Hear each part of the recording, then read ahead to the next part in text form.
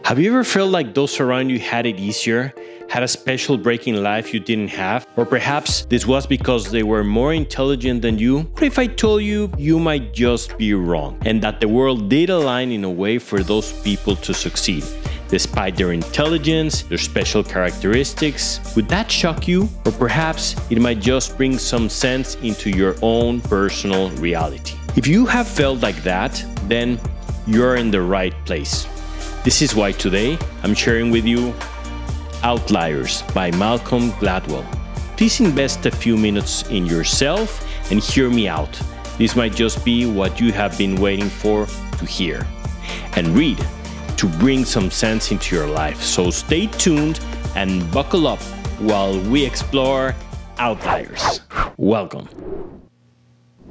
Hello readers, welcome back. I'm Charlie, I'm the book review guy, and I have been in the food service and restaurant business for a little over 26 years now, and I'm here to share some of my life learnings. So let's get started into this book's golden nuggets. If you look into the definition of an outlier, most likely you will find multiple websites explaining statistics and how the concept of an outlier applies. And although I love this assignment from my early years at UT with teacher Anitesh Barua, today we're not talking about numbers or population sets specifically, but rather about people who in a way I think can also be those population sets that distinguish themselves from the rest of the population. We can say that these people are extraordinary, but if we analyze the word extraordinary, all that it means is that they are working in a way that is just out of the ordinary, meaning they found a way that is not common. Sometimes these people, as Gladwell shares, can possess some unique qualities, opportunities, or circumstances that contribute or help to their exceptional outcomes, challenging conventional notions of success and talent. But as the book will show us, sometimes their unconventional success is the outcome of many series of events that worked in their favor and made them flourish. These very successful people have grown to become athletes, musicians, businessmen or women, scientists, etc. People look up to these personalities as if they held a very special secret and mimic their behavior, and even though many of them do have a high sense of discipline, talent or drive, the truth is that most of them would have landed where they are out of natural selection due to the right circumstances, meaning being born in the right day, the right year, the right month, the right time, under the correct government circumstances in the right country gave them an edge. This book shares many examples of successful people that have made it, as we call it, and many of them fall into a very particular category of what we just shared. In this book, we also talk about some very interesting concept which has to do with the date of birth and its advantages. There are some very interesting advantages that we see in people that have been born in specific times. We see it with statistical analysis made in various sports and mainly in hockey teams. It is the writer's belief, which has a high degree of certainty, that groups that are born in the first months of the year have a bigger advantage of success than those born towards the end of the year, particularly January, February, and March. The selection and cut dates for players are tied to their birth dates, and simply, if you were born in the first part of the year, you got to play with the more experienced players. If you were not, you would play with a team B.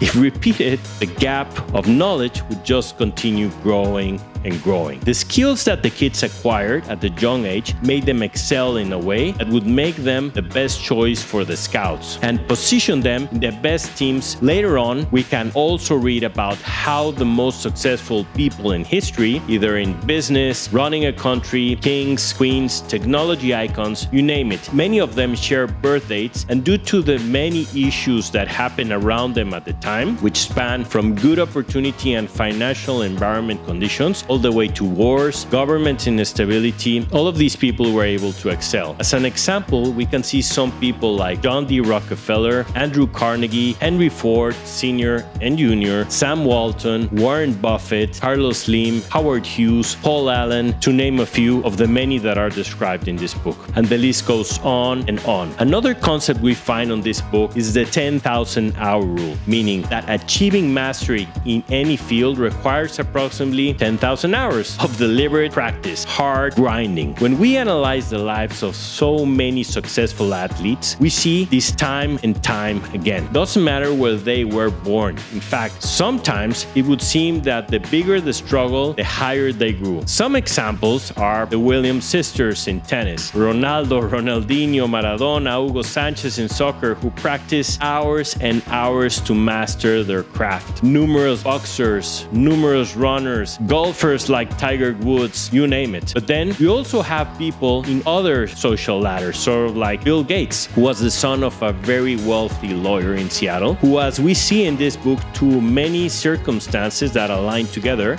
was able to achieve thousands of hours of programming at the early age, starting with a computer terminal installed in his school at the 8th grade. And the rest is history. Another great example that most of us can relate to is the Beatles. All of us believe that they were prodigies, but the fact that they played so much time together, up to 7 days a week, that made their skills soar through the roof because they knew themselves so well that their music reflected it. The same thing goes for the doctors who operate with their teams for thousands of hours, and their success rates are impeccable. Pilots who know their crews so well, their experience in the skies makes them the safest to fly, and the list goes on and on. I'm sure when you read this book, you will find close examples you can relate to. Additionally, the influence of culture and opportunity is very important. This one is close to heart because as an immigrant in another country, I have come to understand very well the cultural shock of behaviors and customs. This can play a strong hand in your success if you don't understand local ways. The book talks about some real-life examples of how this can have very impactful outcomes if not handled correctly. What you think means one thing in one country can mean totally the opposite in another. So be aware. So wrapping up, understanding how outliers are born and made can be a game changer in your life, for your peace of mind and for your outcome. So read this book. More to come. Welcome back.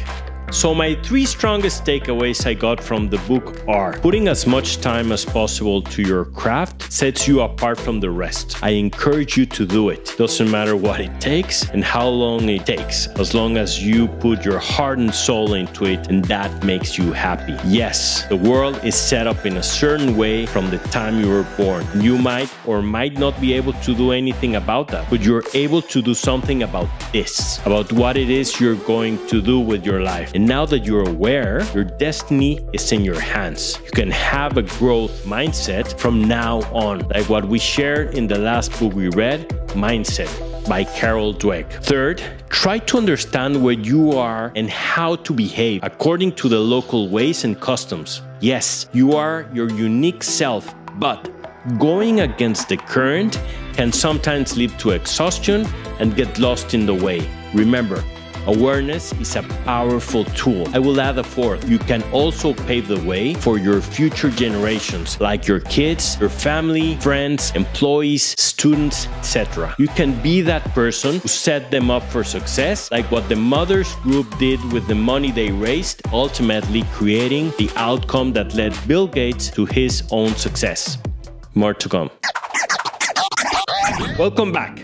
I love this section where we get to share some real-life examples of things that have happened to me in the past. Many years ago, I understood that to succeed, I needed knowledge. I thought I needed to constantly be absorbing knowledge or else I would get bored. I was not the first in my soccer team.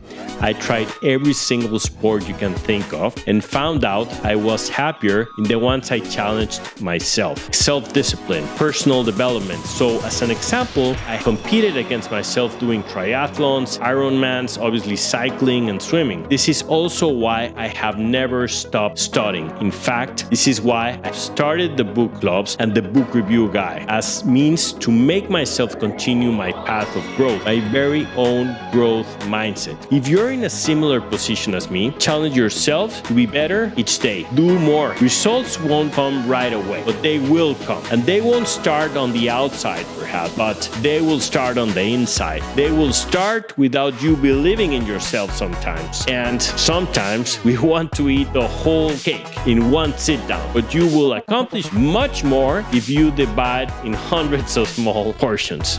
I love cake. In order to have an impact outside, you need to impact your inside, your own self. It is time to take a hold of your destiny, make it your own. You have to be that outlier. It's interesting, right? If you like my stories, please like and subscribe. More to come. Thank you. So my final thoughts are, I love this book because it gives you a sense of awareness and understanding that you can also be within a group of successful people. But if you're not, you also understand that it is not a God-given trait, but rather a set of circumstances that have led many of the successful people to be where they are. And for some people, that means a lot. Read this book. You won't regret it. There is for sure one chapter that applies for you. This is why I gave it 5 light bulbs. True enlightenment. More to come. So let's talk a little bit about the author. Meet Malcolm Gladwell, an English-born Canadian journalist, author, and public speaker. He has written for The New Yorker since 1996. He has published 7 books, and he's also the host of his own podcast, The Revisionist History. He has published multiple articles and the following books: The Tipping Point, Blink, Outlier, What the Dog Saw, David and Goliath, Talking to Strangers, and The Bomber Mafia. He has also received honorary degrees from the University of Waterloo and the University of Toronto. He has delved into this topic which we're talking about today, and I assure you he's more than approved to talk about it. More to come. Thank you, Malcolm Gladwell, for this great compoundment of real-life knowledge. Don't forget to find this book in my store at bookshop.org. The link is right below, or in your neighborhood bookstore. Our next book will be Measure What Matters by John Doerr. It's a really amazing book and makes sense with the rest of the books that we have been reading. And until next time, thank you for everything, my readers. Thank you for the comments that you have sent me. Please like and subscribe, and be kind to one another. There's not enough kindness in this world. We need to set the example. Until next time.